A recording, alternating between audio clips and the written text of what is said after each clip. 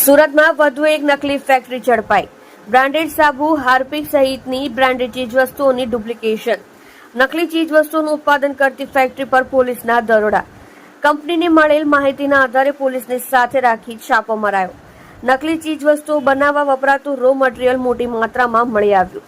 ઉપરાંત બનાવટી ડેટોલ સાબુ લિક્વિડનો મોટો જથ્થો જપ્ત કરાયો. સરથાણા પોલીસ સ્ટેશનથી થોડા જ અંતરમાં ચાલતી હતી ફેક્ટરી. સરથાણા પોલીસે છાપો મારી નકલી ફેક્ટરી ઝડપી પાડી. ખોરાક અને ઔષધ નિયમન તંત્રની વિના મંજૂરીએ જ ચાલતી હતી ફેક્ટરી.